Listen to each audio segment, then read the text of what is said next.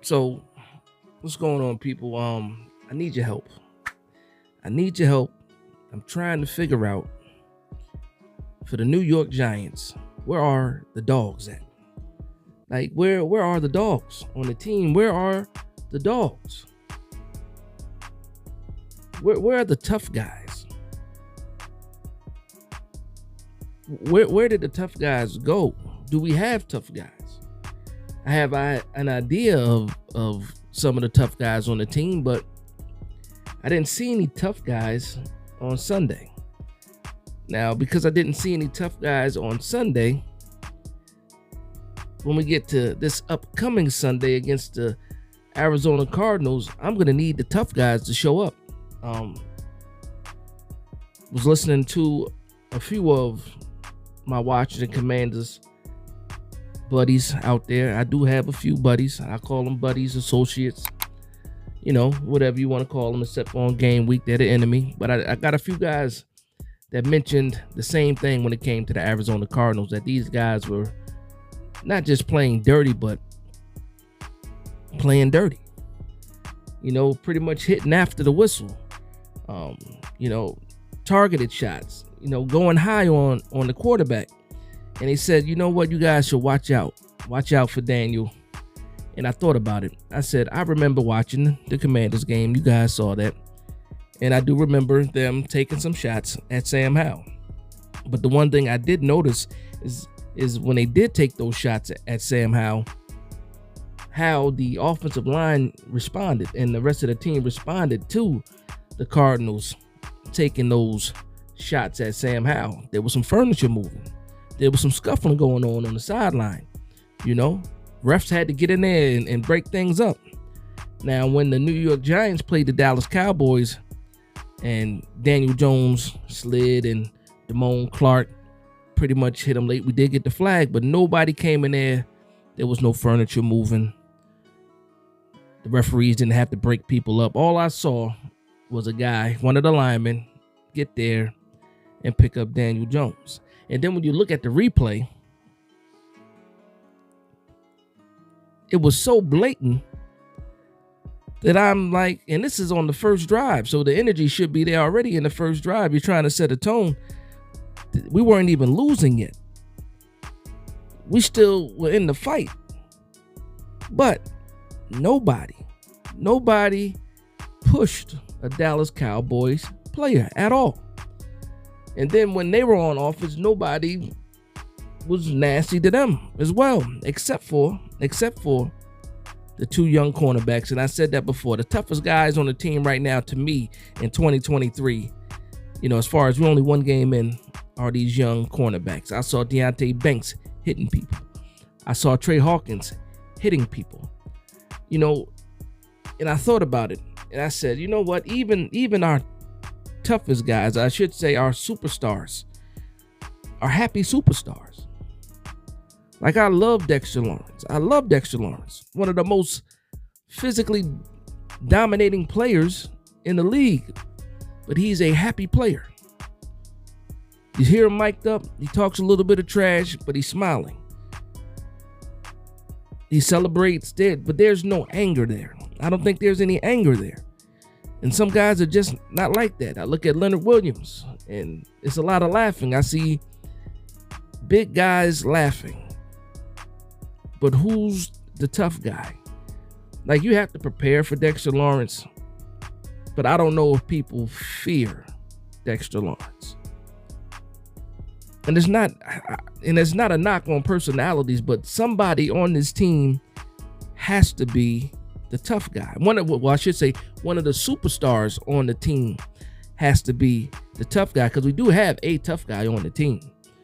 We do have a tone setter on the team, but he's not a starter. And that's Jihad Ward. And I don't know if Jihad Ward can do it for everybody else. I'm looking around the starting defense, and I'm looking at, okay, Xavier McKinney. Is he really a tough guy? And I'm trying to think about plays. He does come up. He is physical at the point of the tackle. He will clean your clock. But is he mean? I don't know. Dexter Lawrence, will also hit you pretty hard, but is he mean? I don't know. Bobby Okereke, solid linebacker. Makes a lot of tackles, but is he mean? I don't know.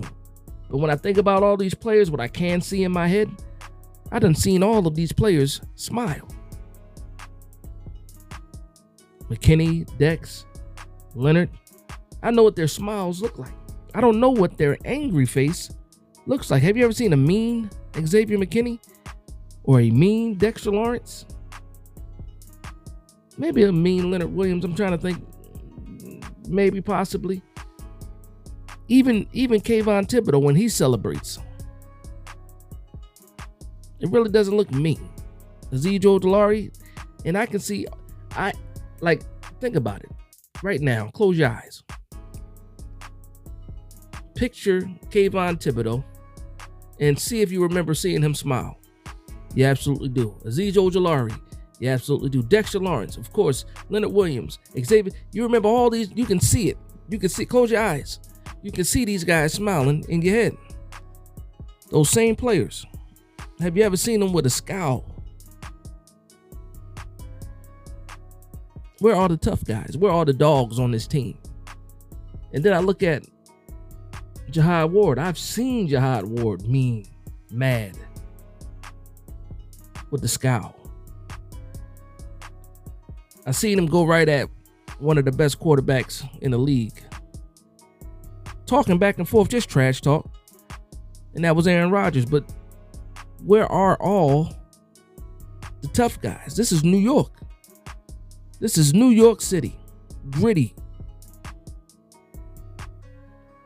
But the New York Giants team, there's no grit there. There's a lot of finesse. There's a lot of laughs, jokes. These guys are brothers. They mesh together. But who's the tough guy? Who's the guy that you're going to take into battle? Who's the guy that you're going to walk down a dark alleyway with? There used to be a guy like Nick Gates on the team that you would walk down the alley with and feel, like I got a guy that's going to have my back. We all know Daniel Jones doesn't say much. We already know that Daniel Jones, similar to Eli, they don't have that mouthiness to him. That Phillip Rivers type of talk. And some people don't even need that. Some people, they just let the play talk. But when your play is not talking for you, you have to talk a little bit with your mouth, man. Pause. You got to talk a little bit. You got to show emotion. You got to psych players out. Who's the guy on the sideline that grab face masks and screaming at other players' faces? I've seen Dable yell at people. Funny thing is, I'm thinking about Wink. I don't remember seeing Wink has a mean face, but have you seen him yell at anybody on the sideline? I mean, a little cursing here and there, but actually get at it. If you have, please let me know in the comments down below. I will go ahead and Google, try to find that. But you got to tell me, and Kafka, come on. No. Where are all the tough guys? I think about this offensive line. Andrew Thomas is a finesse player. He's not one of those rah-rah tough guy type of players. That's all right. He's a left tackle. Left tackles are normally a finesse people, except for like Taylor Lewan. Taylor Lewan was a tough guy. There's a couple of guys that are tough guys that are tackles, but usually tackles are a little finesse. Right tackles, on the other hand, mean as hell. You get a guy like Lane Johnson. That's a mean guy. Trent is actually a mean left tackle. Now that I'm thinking about it, Trent is mean. But it's not even like Jason Peters. Jason Peters in his heyday, he was a happier guy. But there's a couple. But when you think about the mean guys, you're thinking about your guards. You're thinking about guys like Richie Incognito. Nasty on the field and off the field, actually. But I'm just thinking about, I'm looking down the whole New York Giants line. Andrew Thomas, I can see his smile. Ben Bredesen. John Michael Schmitz. He smiles too much. But it looks like his play will be able to back it up, so I'm not that mad at him. But do I need him to be a little bit meaner? Absolutely. Grow some facial hair, too. Glowinski has the face of a mean guy. The beard and everything. But when your play is the way that he's been playing, you can't even act like you're going to be a tough guy because you're not backing it up. And then Evan Neal, Mr. Barry White baritone, he looks like he can be one of those mean, tough guys. But I don't know if he got it in him either. Like, where are these tough guys? Like, you need somebody. Find somebody that's going to be a tough guy. Show me a guy that'll fight. Nick Gates, I miss you. Nick Gates, I miss you. Because even though you were not the best offensive lineman for the New York Giants, while you were here, you were probably the toughest New York Giant, especially when it came to the offensive line. But I think that what I saw last week was a team that got down bad fast. And as much as we say we want to try to fight and see what happens, you know, it just kept piling on. And you saw that the fight was pretty much gone. The fight was pretty much gone. After halftime, Dallas marched down the field and scored. I think that was like the last of the fight that the New York Giants kind of had. Especially, as far as really trying to make a stop and try to get some points to get the ball back to the offense and make some plays. But we need to find out who is going to step up and be the tough guy, for the New York Giants. The team is what it is right now. I'm trying, like I said, I'm looking down the roster. I'm looking down the list. The cornerbacks are mean. I saw Micah McFadden too. Micah McFadden had a nice tackle on special teams on punt coverage, and I saw some nastiness in that. But we need that every play, every down, especially moving forward, because right now all the slack is gone for the New York Giants. When you lose the way that you lose to the Dallas Cowboys, whether or not it was just being outmatched or whatever, when you lose that way, prime time, you lose all the slack. You lose all the slack. It's all go time from here. The New York Giants have to go. And the one thing I'm hearing right now is that, and I agree, if you go in there, you take care of business with Arizona, you beat Arizona, and that win really doesn't mean anything. And I know people to say, yo, Dash, a win is a win. Absolutely, a win is a win. That's a bounce back. But in the big scheme of things about expectations for the New York Giants, you're not looking at an Arizona Cardinals win as, yeah, I'm going to hang my hat on that. No, that Dallas game should have been one of those games. San Francisco needs to be one of those games. Seattle, Buffalo, Miami, Philly, those are the type of games that we're talking about. We've always been the Giants that can, for the most part, beat the bad teams.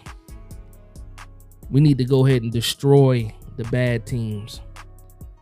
And you always want to respect your opponent. I always say that, respect your opponent, respect the Arizona Cardinals, because they get paid like we get paid. They're on the field like we're on the field. They're trying to win a game like we're trying to win a game. So at the end of the day, when they say that phrase, any given Sunday, that's real. Any given Sunday is real. But as a New York Giants fan, because I can only speak for me personally, and then the ideas of the fan base, and I don't represent every person in the New York Giants fan base. I have a specific way or view of seeing things for the New York Giants. Some people agree, some people don't. That's fine. You're entitled to that. But for me, Arizona has to be a statement game, and even if it is a statement game, it's not a big enough statement. So we need to go to Arizona, take care of business. Take care of business. Take care of business. Be tough. What do you say? Smart, tough, and dependable? Well, we weren't any of that last Sunday. We weren't smart. Definitely weren't tough. And definitely weren't dependable last week. This week, we need to be all three. Times 10, times 100, times 1,000. Smart, tough, dependable. Smart, tough with a capital T. Dependable is what they're trying to sell to the fan base. And we didn't see that on Sunday. So a lot of people are already jumping ship for the New York Giants this year. A lot of people are already trying to wrap it up. A lot of people are getting ready to cope with, a lot of losses this season. I'm saying for the New York Giants and for the other fans out there, pump the brakes. Don't go crazy yet. I said it in another video. Dallas Cowboys, and we'll find out this week when they play the Jets. But the Dallas Cowboys might be one of those defenses. And shout out to my man Bass that run the spaces all the time. And that's another thing that he said. He said, something that you can think about on the other side, because we know that the New York Giants were all bad this past week. But when we're thinking about that, we're really not giving the credit to the Dallas Cowboys of what they were able to do. They did that to the New York Giants. Now, some of those wounds were self-inflicted, but they made the Giants look. They took the advantage of the opportunities that were given to them. The block punt, the block field goal, scoop and score. The interception, the drop by Saquon Barkley for a touchdown. They took advantage of the situations that were presented to them.